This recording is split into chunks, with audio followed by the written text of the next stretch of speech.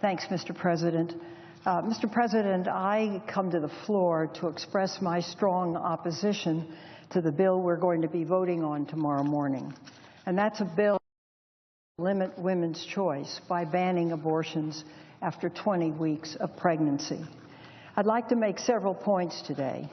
Why the bill is unconstitutional, the truth about late-term abortions, the bill's rape certification requirements and the absence of a health exception, and finally, how this debate is much more than this one bill.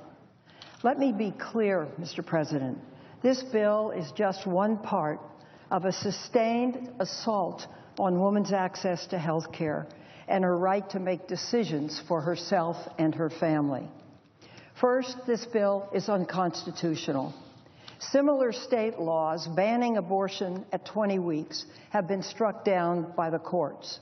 The Supreme Court, in the controlling opinion in Planned Parenthood v. Casey, 1992, stated, and I quote, "The woman's right to terminate her pregnancy before viability is the most central principle of Roe v. Wade. It is a rule of law and a component of liberty we cannot renounce," end quote. Viability refers to the point at which a fetus could survive outside the womb. The Supreme Court's 2007 decision in Gonzalez v. Carhart summarizes that portion of the Casey decision, stating, and I quote, "Before viability, a state may not prohibit a woman from making the ultimate decision to terminate her pregnancy," end quote. In 2012, Arizona enacted a law prohibiting abortions after 20 weeks. The Ninth Circuit found that statute unconstitutional. Now, that's a direct case in point from one circuit. The Ninth Circuit said the law conflicted with a long of Supreme Court cases that found bans on women's right to abortion prior to viability as unconstitutional. In that case, Arizona limited that a fetus at 20 weeks was not viable. A conservative judge on the Ninth Circuit, Andrew Kleinfeld, said he was, quote, "compelled," end quote, to strike down the Arizona law based on existing precedent. The Supreme Court subsequently denied Arizona's petition to hear the case. Other state laws banning abortions at 20 weeks or earlier have also been struck down on these grounds. For example, Idaho's 20-week ban was struck down by the courts. The opinion in that case stated that the Idaho law was, quote, "directly contrary to the court's holding in Casey that a woman had the right to choose to have an abortion before viability and obtain it without undue interference from the state," end quote. The court's rulings have been informed by medical experts, and medical experts have said repeatedly that a fetus is not viable at 20 weeks. Let me give you a good example. Dr. Hal Lawrence, the Chief Executive Officer of the American Congress of Obstetricians and Gynecologists, recently addressed this issue, and I'd like to read a portion of his remarks, and I quote these remarks. "The 20-week mark is just not notable from a fetal development standpoint. More than 40 years ago, the Supreme Court stipulated that abortion is legal until a fetus is viable. Well, in no way, shape, or form is a 20-week fetus viable." A medical OB/GYN, who's head of the association, speaking, quote, "There is no evidence anywhere of a 20-week fetus surviving, even with intensive medical care. Unfortunately, some advocates of abortion bans are pointing to a new study they claim heralds 22 weeks as being the new point of viability. They suggest that we might someday reach viability at 20 weeks. It's essential that we address that now, before this becomes another myth about abortion that is accepted as reality." Doctor goes on to say, first, This new study was not conducted to add fuel to the fire of abortion rights opponents. It was attempted to help give OB/GYNs and neonatologists improved understanding of the challenges and opportunities associated with early premature delivery. Second, even in this study, survival at 22 weeks is only 5% overall. This is why the medical community refers to the threshold of viability, because there is no point at which viability is clearly established.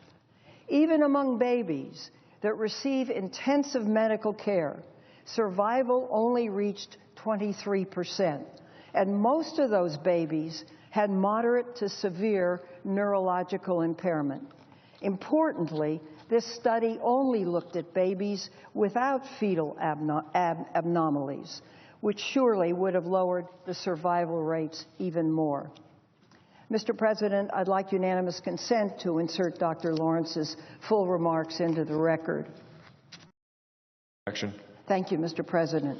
So bottom line, a ban on abortion before viability, which is exactly what this bill represents, is unconstitutional, and the courts have spoken on the issue.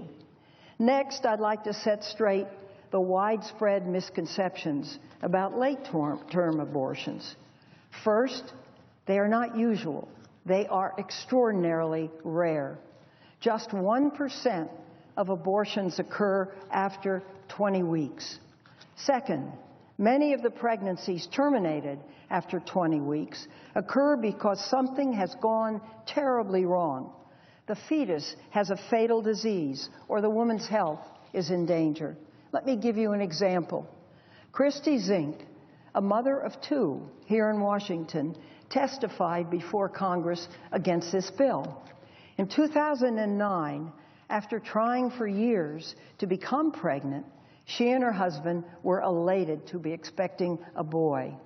Unfortunately, when Christy reached the 21st week of her pregnancy, the MRI revealed that her baby's brain had not developed correctly. One side of it was missing. Everything up to that point looked normal. The brain scan wasn't capable of detecting the problem any earlier. Christy and her husband consulted the best doctors, hoping there was some treatment, but nothing could be done. They were devastated. If Christy's baby had made it to the end of the pregnancy, according to her doctors, he would have been in terrible pain and likely died soon after birth.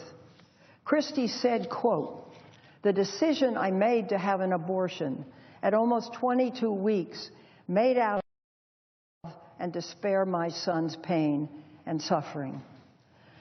Christy's incredibly difficult story isn't just an isolated example. There are many fatal diseases that can't be detected until later in a pregnancy, including one that causes the fetus's organs to develop outside of the body.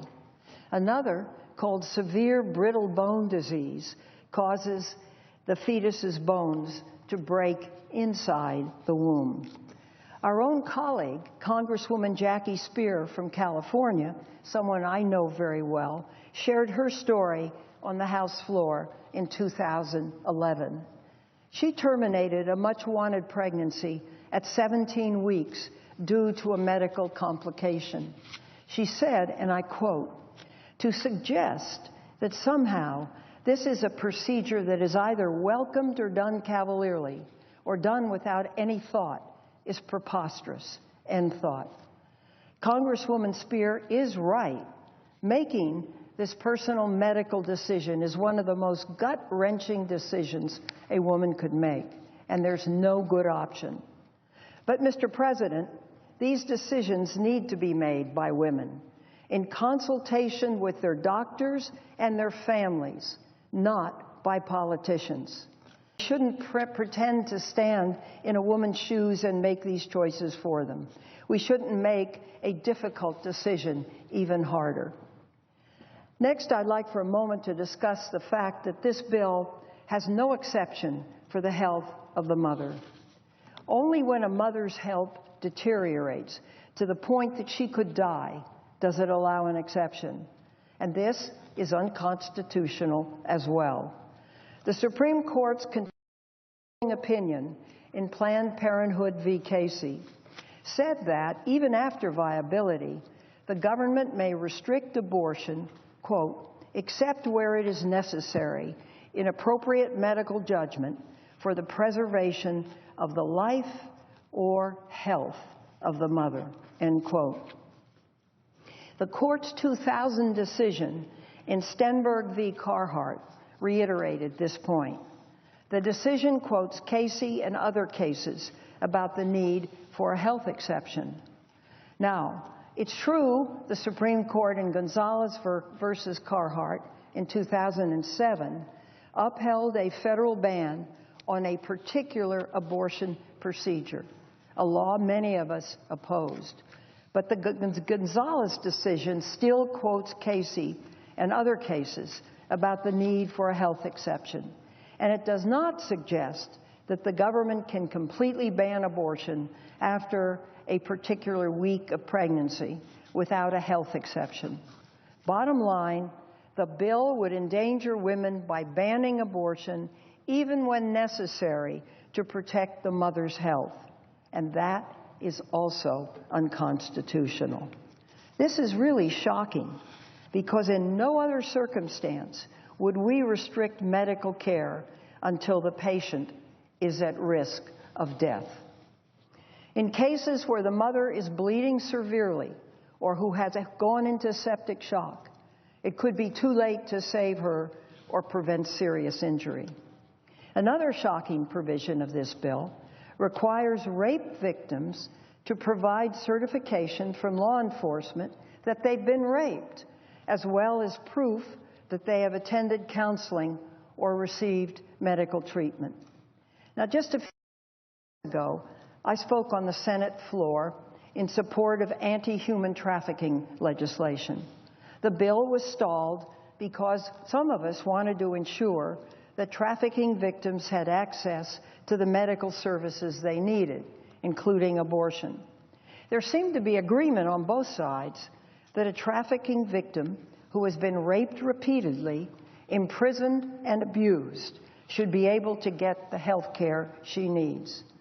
And yet, under the bill we're voting on, a 13-year-old sex trafficking victim, a rape victim, would not be eligible for an exception unless she gets a note from law enforcement or a child welfare agency.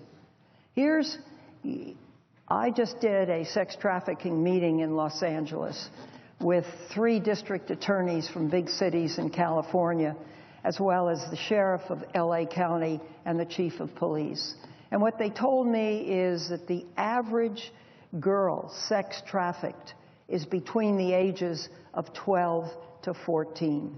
So this isn't some outrageously small example. Let's say the victim is 12 to 14, and she's been traumatized. She's been emotionally and physically abused. Supposing she was one of those in Oakland where she was handcuffed at night and stripped naked and then worked the streets during the day. She may not be ready or even able to go to the police. She wouldn't qualify for a rape exception under this bill. And that's just terrible. My Republican colleagues would force her to endure the pregnancy, the result of rape, because she didn't have the right paperwork. Finally, I'd like to talk about why it's important to view this bill in the broader context of efforts to dismantle women's access to health care and ban abortion outright. Anti-choice groups have been trying to make it as hard as possible, bit by bit, piece by piece, for women to access safe, legal abortion care. Take this latest attack on Planned Parenthood. The individuals who made the highly edited videos spent years trying to befriend Planned Parenthood officials and obtain the footage. You can read about it on the front page of Politico today. And they are under investigation for possible criminal activity. They use false identification to represent a fake medical company. The videos were presented to the public as unedited, but forensic experts at the firm Fusion GPS tell us that's not the case. Content is missing, and numerous edits have been made to even the so-called full footage videos. Many members of Congress have requested the full videos. These requests have gone, as you might expect, unanswered.